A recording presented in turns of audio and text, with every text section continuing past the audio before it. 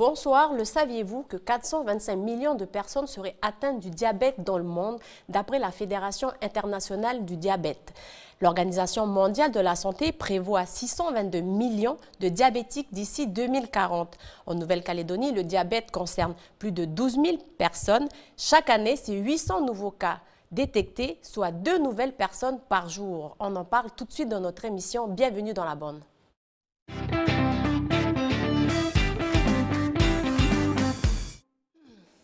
Bonsoir à tous et bienvenue dans votre émission, bienvenue dans la bande. Avant de commencer cette émission, je tenais simplement à avoir une petite pensée pour une personne qui nous a quittés ce week-end, une personne qui était chère à mon cœur et avec qui j'ai partagé de beaux moments et je voulais ce soir avoir une pensée pour cette personne. Voilà. Merci à vous de m'avoir donné le temps de penser à cette personne et on revient à nos moutons et ce soir nous parlons du diabète.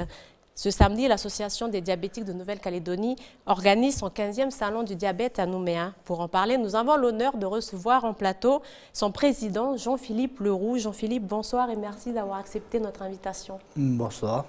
Stéphanie aussi est avec nous ce soir. Stéphanie, bonsoir. Bonsoir. Alors, Jean-Philippe, cela fait 15 ans que l'association organise des manifestations autour du diabète. Est-ce que vous constatez une prise de conscience des Calédoniens, surtout quand on parle de 2 nouvelles personnes détectées par jour en Nouvelle-Calédonie? Oui, on a une conscience qui est prise par les Calédoniens. Et puis beaucoup d'autres personnes sont plutôt intéressées de venir se contrôler, voir si ils n'ont pas trop un taux de sucre dans le sang. Et par des dépistages qu'on fait ce jour-là aussi. Donc non, les Calédoniens sont quand même assez intéressés vraiment pour voir s'ils ne sont pas touchés par cette maladie. Vous constatez une augmentation de la fréquentation de votre salon d'année en année? Oui, nous constatons d'année en année une fréquentation qui augmente. Et puis bon, depuis quelques temps, je déplace un peu le salon sur Nouméa et puis ses périphéries, justement pour tourner un peu. Alors, 6,5 milliards de francs pacifiques, c'est le coût direct de la maladie en Nouvelle-Calédonie. Chaque année, ce chiffre augmente de 500 millions. Le diabète représente donc un grave problème de santé publique chez nous. Stéphanie, de ton côté, tu as des chiffres concernant la maladie à l'échelle du Pacifique. Alors oui, effectivement Aurélie, alors selon la CPS, le secrétariat de la communauté du Pacifique, 36% de la population diabétique dans le monde vit dans le Pacifique. Une population donc dans le Pacifique qui est également touchée par l'obésité. Et vous verrez à travers cette émission qu'il y a un lien en fait entre le diabète et l'obésité, puisqu'il faut savoir qu'une personne obèse a 3 fois plus de risques d'être diabétique qu'une personne non obèse. Et d'ailleurs, l'ancienne directrice de l'OMS, Margaret Chan, qualifiait ce lien en 2016 de bombe à retardement. Alors, qu'est-ce que le diabète? Quelles peuvent être les complications de cette pathologie et comment l'éviter ou vivre avec? Élément de réponse avec notre invité ce soir, mais d'abord la chronique C'est comment?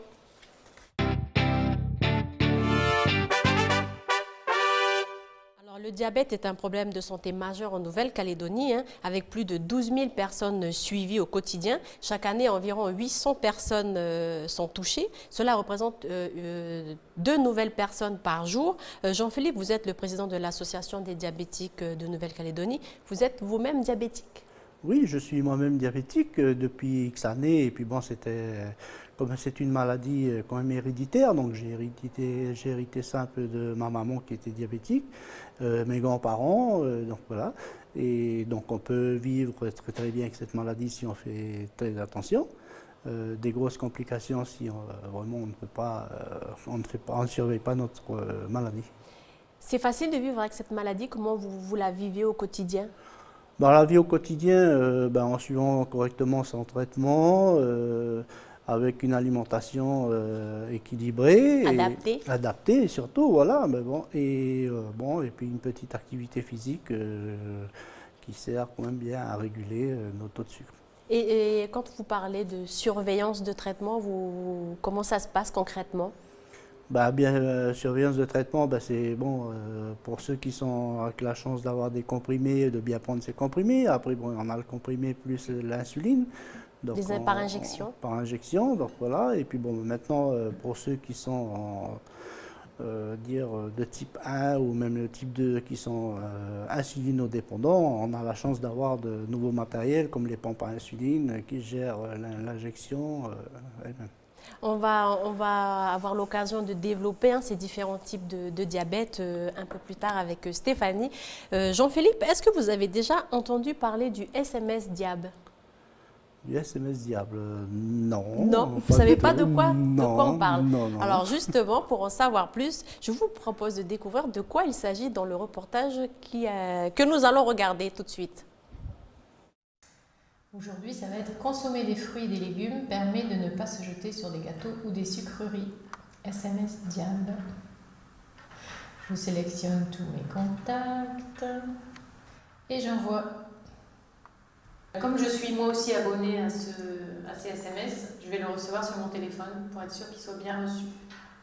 SMS Diab, c'est le nom que porte cette initiative lancée par le réseau Pathologie, Surcharge et Diabète de la province Nord. Depuis 1 an, des malades du diabète participent à cette expérience et reçoivent ainsi une recommandation par semaine. Un conseil sur l'alimentation, le traitement ou encore la sexualité envoyé par Nathalie Sago, coordinatrice du réseau. En métropole, par exemple, ils utilisent ces SMS surtout pour les rendez-vous, rappeler les rendez-vous des spécialistes, etc. Et donc, en se basant sur ce qui avait déjà été fait ailleurs, on s'est évidemment inspiré. Et je dois avouer que là, à la fin, à l'issue de cette année, on a fait une enquête de satisfaction auprès des patients qui étaient concernés par les SMS. Et voilà, je trouve que ça plaît beaucoup et ça sert bien. Des conseils utiles et plaisants, c'est ce que révèle l'enquête de satisfaction réalisée le mois dernier auprès des participants. Fanny est originaire de Canala. Elle compte parmi les 300 diabétiques de la province Nord destinataires des SMS. Ça a changé notre vie et puis on a fait des progrès. Voilà, on a suivi le mouvement. On dirait que la maladie elle est partie. Et puis voilà, je me sens bien. C'est plus comme avant. Avec SMS Diab, Fanny se sent mieux accompagnée dans son quotidien. On est content parce que c'est pas à l'hôpital seulement que voilà, nous allons à l'hôpital, mais il y a des gens aussi qui nous suivent par le téléphone. Avez-vous bougé 30 minutes par jour cette semaine? Non, vous pouvez vous rattraper en faisant une grande marche ce week-end. Pour soutenir les gens dans le fait qu'il faut bouger, il faut de l'activité physique régulière. Et c'est perçu par les patients qui ont été interrogés par téléphone comme quelque chose de soutenant et d'aidant et d'encourageant.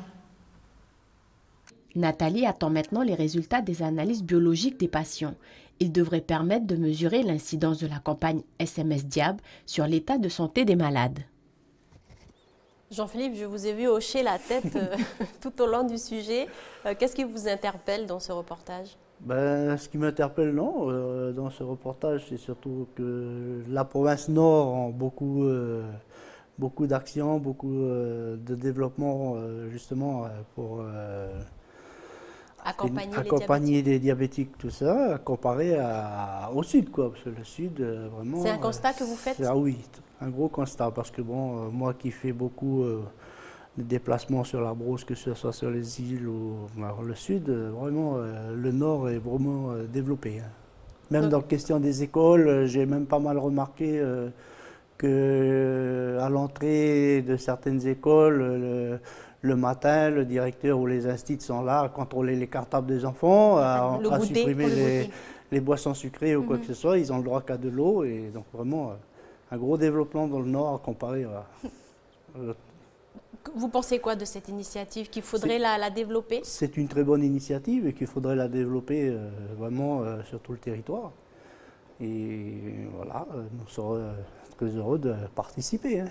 Et toi, Stéphanie, tu en penses? Tu savais que ça existait? Non, je ne savais pas et je découvre en fait. Et je pense que c'est une bonne initiative, que ça permet vraiment aux personnes diabétiques de gérer au quotidien en fait leur diabète. Et vous dites en province sud, vous n'êtes pas assez accompagné. Qu'est-ce qu'il faudrait pour avoir un peu plus d'impact selon vous? D'accompagner en province sud voilà, genre de ce système-là. Avoir aussi, ça fait plusieurs années que je réclame aussi, je le demande, c'est d'organiser aussi la journée mondiale du diabète, style la province Nord, faire venir des communes et puis tout ça, mais bon, non. Dans le sud, c'est très compliqué. Et nous, on se déplace pas mal pour aller faire des interventions à droite, à gauche, dans les foires et tout. C'est une des maladies qui coûte le plus cher aux Calédoniens. Vous pensez que vous n'êtes pas assez entendu, vous n'êtes pas assez accompagné? Oui, on n'est pas assez entendu, pas assez accompagné. Et c'est une maladie, oui, qui coûte très, très cher. Mais bon, là, on va parler sur la dépense de 6,5 milliards, rien que le diabète. Mais si on va ajouter après les complications du diabète, qui sont encore d'autres dépenses, ça revient très, très cher au territoire. Effectivement, 6,5 millions, c'est les coûts directs. On ne compte pas ici les hospitalisations, la prise en charge des complications et Vasan et tout ce qui va avec. Voilà, voilà, on sait que ça coûte beaucoup plus cher encore aux Calédoniens. Alors, je pense qu'il est important pour nous de rappeler qu'il existe 3 types de diabète avant de continuer tout au long de cette émission. Les 2 principaux, le type 1 et le type 2, et le diabète gestationnel qui, lui, se développe pendant la grossesse. Stéphanie, d'ailleurs, elle a fait pour nous une petite explication concise, claire et concise. Voilà, donc le diabète de type 1, donc, qui est appelé aussi diabète maigre, donc il touche surtout les jeunes âgés de 10 à 16 ans. Donc ce diabète nécessite des injections quotidiennes d'insuline. Donc Jean-Philippe, vous me corrigez si j'oublie des choses? Non, mais des fois même plus jeune. D'accord, oui, effectivement. Donc ensuite pour le diabète de type 2, donc on l'appelle aussi le diabète gras. Donc lui, c'est touche essentiellement les personnes de plus de 40 ans. Donc ce diabète se développe généralement chez les personnes en surpoids ou obèses. Tout à fait. Et le diabète gestationnel, bien sûr. Alors, 95% des cas de diabète en Nouvelle-Calédonie sont de type 2 et c'est la forme la plus répandue chez nous. Jean-Philippe, on ne guérit pas du diabète, il faut vivre avec. Est-ce que c'est important d'avoir le soutien de la famille quand on est diabétique? Oui, bon, on ne peut pas en guérir du diabète. De toute façon, on peut le stabiliser par beaucoup de choses. Le soutien de la famille, oui, parce qu'un diabétique qui va se retrouver seul avec cette maladie et qui est rejeté par sa famille aura vraiment des grosses complications à suivre correctement son traitement et son alimentation, parce que bon, là, la famille, elle sera obligée de s'adapter à la question alimentation, elle sera obligée de s'adapter à la personne diabétique pour avoir une alimentation qui soit familiale pour tout le monde. Et ce n'est pas plus mal d'ailleurs. Tout le monde en bénéficie des bienfaits d'une bonne alimentation. Et une bonne alimentation et comme ça, les autres personnes éviteront la maladie. Voilà. Et comment ça se passe chez vous par exemple? Chez moi, c'est que bon, je suis diabétique, mon épouse est diabétique, donc là, nous, on a une alimentation, voilà. Après, j'ai 2 enfants qui ne sont pas, diabétiques. La troisième, elle est diabétique, mais elle est avec son chéri, donc voilà. Mais bon, oui, après les 2 autres ont du mal à s'adapter sur nous. Mais vous arrivez quand même à bien vivre tous ensemble? Oui, on arrive à très bien vivre tous ensemble. Puis bon, le problème, c'est que la vie était très très chère quand on met à. Et donc, voilà, on essaye de s'adapter avec nos moyens. Mais on arrive quand même. Alors Stéphanie, quelle est la situation sanitaire dans le Pacifique? Alors, je le disais en début d'émission, 36% de la population diabétique dans le monde vit dans le Pacifique. Et d'ailleurs, sur les 10 pays où l'on recense proportionnellement le plus d'obèses dans le monde, 9 se situent dans le Pacifique Sud, selon la CPS. À titre d'exemple, Nauru, Tonga ou encore Samoa. Donc, le taux de personnes en surpoids ou obèses est compris entre 80 et 92%. Donc, Jean-Philippe, on voit bien qu'il existe un lien, on l'a dit en début d'émission, entre le diabète et l'obésité. Et au pays, on sait que plus de la moitié des habitants est quand même en surpoids ou obèse. Justement, qu'est-ce que votre association propose pour lutter contre ce fléau? Nous, qu'est-ce que nous proposons? Ça fait déjà X années que l'on réclame justement, parce qu'à savoir quand même nous sur le Pacifique, comme on a les plus gros problèmes de santé diabète, le Pacifique est quand même réputé à avoir beaucoup plus de taux de sucre dans nos boissons ou dans fabrication. Nous sommes dans le Pacifique entre 35 à 45% de sucre en plus que l'Europe. Donc voilà, ça fait X temps qu'on réclame, nous, sur le territoire, et qui n'est pas plus mal, mais à croire que nos institutions ne veulent rien faire.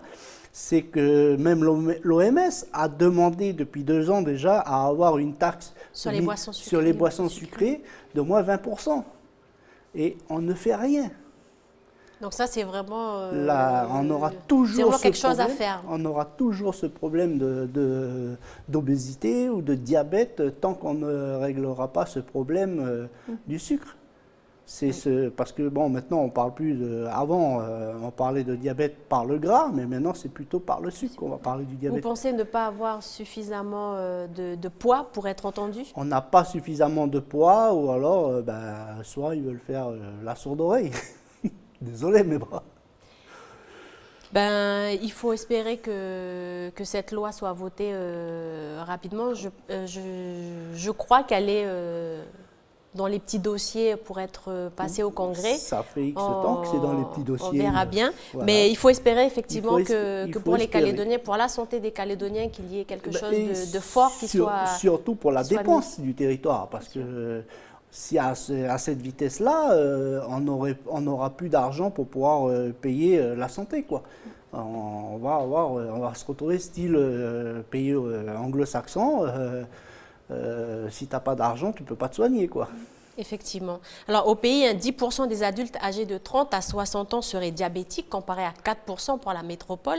Cela représente une personne sur 10 en Nouvelle-Calédonie. Un diabète qui entraîne un raccourcissement de l'espérance de vie, hein, Jean-Philippe, s'il n'est pas pris en charge.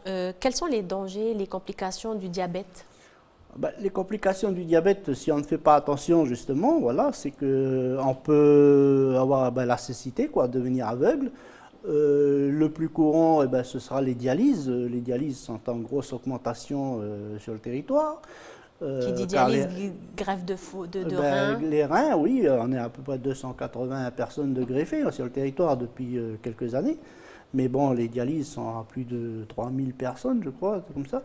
Et donc, les reins ne fonctionnent plus, car à savoir quand même que c'est nos reins qui font le travail de filtre qui nettoie toutes les impuretés de notre corps. Donc, quand ils ne fonctionnent plus, ce sera la dialyse, ce sera branché sur une machine pendant 4 heures, 3 fois par semaine. Et ensuite, on a les amputations. Oui, on en parlait d'ailleurs tout à l'heure. Combien d'amputations par semaine? Les amputations, il faut compter environ 2 à 3 amputations par semaine. C'est soit un doigt de pied, soit un morceau de pied, un pied, une jambe, voilà. Mais c'est énorme pour le territoire. C'est énorme, oui. Et après, derrière ça, on parle aussi des prothèses, parce qu'il faut réadapter la personne. C'est un enchaînement par la suite, les prothèses, réadaptation, rééducation et puis tout. Donc voilà, après la personne, même un diabétique, quand il est en dialyse, qui sera en dialyse ou alors qui va être amputé, après ça va être une dépense de plus pour le handicap, parce que ça c'est un handicap en plus. Alors le diabète est la première cause de longue maladie chez nous. Hein. Il représente la première cause de cécité, vous l'avez dit, d'amputation non traumatique et de dialyse. 43% des diabétiques calédoniens sont atteints d'au moins une complication. Quelles sont les complications les plus fréquentes en Nouvelle-Calédonie? Les complications les plus fréquentes en Calédonie, on a la dialyse. La dialyse arrête en tête de peloton? Oui, la dialyse arrive en tête de peloton. Ensuite, on a les arrêts cardiaques et les amputations. Moi, j'ai une petite question. En fait, excusez-moi. Il n'y a pas de souci, Stéphanie. Jean-Philippe, comment vous avez découvert que vous étiez diabétique? Vous avez dit que c'était héréditaire, donc vous avez fait des dépistages? Non, pas du tout. C'est pour ça que le diabète, c'est une maladie silencieuse, donc on ne peut pas le savoir si on ne fait pas un dépistage ou alors quand on a les symptômes. Quels étaient ces symptômes d'ailleurs? Je me suis inquiété justement un jour parce que je buvais beaucoup d'eau, j'étais un peu trop fatigué, une fatigue constante. Et la nuit, je me levais 10-15 fois pour aller uriner, quoi. Donc voilà, et puis le matin, j'ai été voir mon médecin, je lui ai expliqué, il me dit, oh là. Et donc, il m'a fait un petit contrôle au bout du doigt, et vu que mon taux de sucre était très très très haut, donc là, ça a été l'hospitalisation urgente pour redescendre tout ça. Alors les symptômes, Jean-Philippe, vous l'avez dit, c'est une grande fatigue, l'envie d'uriner tout le temps. Tout le temps. Et On boit beaucoup. On boit beaucoup d'eau, oui. Et c'est les principales C'est les symptômes? principales. Après, il y a différents autres symptômes, mais bon, c'est pas tout le monde qui est pareil. Bon, il y en a qui ont des frissons, des sueurs froides. Il y en a qui ont qui ont une perte de poids alors qu'ils mangent normalement. Voilà. Après, ça dépend sur différentes personnes. D'accord. Et toi Aurélie, par rapport, on a parlé des complications justement que pouvait engendrer le diabète. Est-ce que c'est une maladie qui te fait peur? Moi, oui, ça me... Effectivement, ça me fait peur, mais en même temps, je suis un peu... Je suis pas comme les autres parce que tous les ans, j'ai un automatisme, en fait, je me fais dépister. Tous les ans, je vais au dispensaire et je me fais un test. Contrôle, oui. Donc, je me fais piquer le doigt et on contrôle mon taux de glycémie et tout ça. Et voilà, tous les ans, je le fais et tous les ans, on me dit que j'ai pas à m'inquiéter. Oui, parce que Donc, voilà, parce que c'est quand même une maladie, bon, on va dire héréditaire. Quand on a le papa, maman, grand-père ou grand-mère qui a le diabète. On peut aussi, dans la communauté, on va dire polynésienne, c'est-à-dire chez les Tahitiens ou les Wallisiens, ce sera génétique, c'est de génération en génération. Et après, on a l'obésité ou alors l'abus justement de tout ce qui est, on va dire, la malbouffe, quoi. Et puis par rapport à ça, justement, donc je vais vous proposer qu'on regarde un petit reportage rapidement et vous allez voir en fait que c'est difficile de modifier ses habitudes alimentaires. Les panquékés sont une tradition au Samoa. La recette est simple, de la farine, du sucre et de l'huile. Cette famille samoane en a fait sa principale source de revenus. Elle peut en vendre près de 1000 en une seule journée. They got plenty of oil, but they love eating pancakes. It's not good for their health, but they love it. I sold a bread, but they don't like bread, they love pancakes. L'alimentation, c'est le principal combat des autorités locales, car les Samoans mangent gras, sucré et en grande quantité. Le gouvernement local, mais aussi les églises, très écoutées au Samoa, encouragent la population à faire du sport ou tout simplement à marcher. Dans certaines entreprises, prendre l'ascenseur est payant pour encourager les employés à choisir les escaliers. Vous en pensez quoi, Jean-Philippe, payer l'ascenseur pour forcer les gens à prendre les escaliers? C'est une bonne chose, non? Ce serait une bonne chose, bien sûr, parce que bon, on sait que les gens, même pour faire 5 mètres pour aller au magasin, ils vont prendre la voiture. Effectivement, je fais partie de ces personnes-là. Voilà, je pense c'est que une bonne chose, ce serait pas mal. Et puis, ou alors, soit supprimer les ascenseurs, puis obliger les gens, ou alors laisser les ascenseurs, mais juste prioritaires pour les personnes handicapées, qui ne peuvent pas faire autrement. Et vous faites beaucoup de sport? Vous faites du sport? Non, je ne fais pas de sport. Mais comment vous vivez avec votre... Je ne veux pas parler de sport, parce que le sport, parce que le sport, c'est de la compétition. D'accord, donc vous faites de l'activité physique. L'activité physique. D'accord. L'activité physique, c'est une détente. Moi, je marche un peu, voilà. Avec beaucoup de plaisir. Et puis je bouge beaucoup, avec l'association, je bouge beaucoup. Donc, voilà. Vous faites quoi? Vous bougez beaucoup, vous faites quoi? Je suis beaucoup sur des stands de sensibilisation, information, je me déplace, voilà. J'ai beaucoup de réunions à droite, à gauche. Donc effectivement, c'est Je beaucoup bouge, de mouvements dans la journée. Tout à fait. Alors, un diabétique en Nouvelle-Calédonie coûte 500 à 600 000 francs pacifiques à la société calédonienne. C'est un chiffre qui est en constante augmentation. Le coût de la pathologie augmente de 500 millions par an, Jean-Philippe. On a l'impression que finalement, les campagnes de sensibilisation, de prévention n'ont aucun impact sur les habitudes alimentaires des Calédoniens. Vous en pensez quoi? Mais j'en pense que c'est qu'on ne fait pas assez de campagne, justement. Parce que bon, la campagne télévisée ou quoi que ce soit, mais il faudrait être un peu sur le terrain pour pouvoir le faire. C'est bien beau, la télé, les gens ils sont devant la télé, ils regardent la télé, et soit ils ont le paquet de Twisty ou alors autre chose dans les mains, et puis voilà. Mais bon, il faudrait peut-être être beaucoup plus sur le terrain. Et justement, c'est ce que vous essayez de faire avec votre association, d'être plus sur le terrain pour faire beaucoup plus de prévention. De toute façon, on nous le donne le boulot à le faire parce que bon. Qui c'est qui vous donne du boulot? Je ne peux pas le dire. Nos institutions? Oui, tout à fait. Et qu'est-ce que vous avez donc à faire sur le terrain? Je fais beaucoup de sensibilisation. Hein. Je vais même dans les écoles, je vais dans les collèges surtout. Voilà, je fais aussi les crosses des collèges qui me demandent maintenant beaucoup d'être présent. Faire de la sensibilisation, du dépistage diabète. Je suis sur les foires, voilà. De plus en plus sur De les plus en gros plus. événements commerciaux. Les gros événements commerciaux. Voilà. Stéphanie, elle va nous proposer sa chronique C'est net. Je vous laisse avec Stéphanie, elle nous en dira plus. Bah alors, jingle, c'est net.